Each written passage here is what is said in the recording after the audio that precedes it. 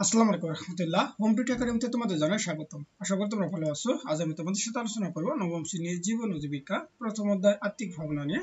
তোমাদেরকে বলতে চাই, তোমরা যদি আমার চ্যানেল নতুন থাকো অবশ্যই চ্যানেলটি সাবস্ক্রাইব করিও। তাহলে আজকে আমাদের মূল আলোচনার বিষয় মূলত হচ্ছে এখানে যে দলগত কাজ রয়েছে, দলগত কাজ নিয়ে।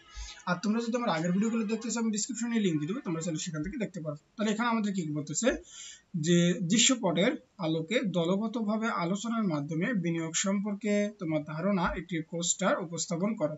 যে চলো তার আগে আমি একটু পড়ে নেই যে আসলে এখানে আমাদেরকে কি বলতেছে। তাহলে দেখো আমাদের এখানে কি যে দৃশ্যপট 1 অর্থাৎ বিনিয়োগে আগ্রহী রহমান সাহেব। তাহলে রহমান সাহেব একটি প্রতিষ্ঠানে ম্যানেজার এবং কিছুদিন আগে তার প্রবাসী ছোট ভাই তাকে 2 লক্ষ টাকা পাঠিয়েছেন এবং রহমান সাহেব এই টাকা কোনো লাভজনক খাতে বিনিয়োগ করতে চান এবং তিনি তার কয়েকজন বন্ধুর সঙ্গে কথা বলেন এবং বন্ধুরা তাকে বিভিন্ন ধরনের পরামর্শ প্রদান করেন, যেমন তার পরিচিত কারো ব্যবসায় খাটানোর মাধ্যমে মুনাফা অর্জন করা বা সরকারি সঞ্চয়পত্র কিনে তা হতে প্রতি মাসে বা নির্দিষ্ট সময় শেষে মুনাফা হিসেবে অর্থ আয় করা বা নিজের উদ্যোগে ছোটখাটো কোনো সরবরাহ বা উৎপাদন ব্যবসা শুরু করা বা শেয়ার মার্কেটে টাকা খাটানো, জমি ক্রয় করে রাখা, বিভিন্ন ধরনের কৃষি পণ্যের ব্যবসা করা ইত্যাদি। এইসব প্রস্তাব নিয়ে বেশ কয়েকদিন চিন্তা ভাবনা করে রহমান সাহেব তার ব্যাংকার বন্ধুর কাছে প্রস্তাবগুলো সুবিধা অসুবিধা কথা জানতে চান এবং তার বন্ধু তাকে বলে যে তোমার পরিচিত অন্য কারো ব্যবসায় যদি টাকা খাটাও এবং তার ব্যবসাটি যদি লাভজনক হয় তাহলে তোমারও লাভ হবে, কিন্তু তার ব্যবসায় ঝুঁকিও তোমাকে নিতে হবে।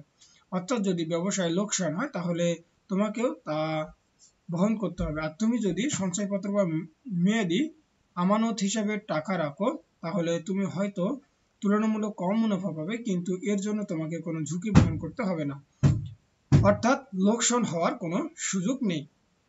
এবং তিনি আরো বলেন যে তুমি যদি নিজে ব্যবসা শুরু করো তাহলে তোমাকে তা পরিচালনা করতে নিজে বুদ্ধি সময় ঝুঁকি বহন করতে হবে এবং ব্যবসার লাভ লোকসান দুটাই থাকতে পারে। যদি তুমি শেয়ার মার্কেটে টাকা খাটাও তাহলে শেয়ার মার্কেটের সম্পর্কে তোমার খুব ভালো ধারণা থাকতে হবে এবং খুব বুঝে শুনে বিনিয়োগ করতে হবে এবং তোমার যথাযথ সিদ্ধান্তের উপর এই ব্যবসা লাভ লোকসান নির্ভরশীল। যদি তোমার সিদ্ধান্ত সঠিক হয় তাহলে তুমি তুলনামূলকভাবে অধিক মুনাফা পাবে, আর যদি তা ভুল হয় তাহলে লোকসান হবে।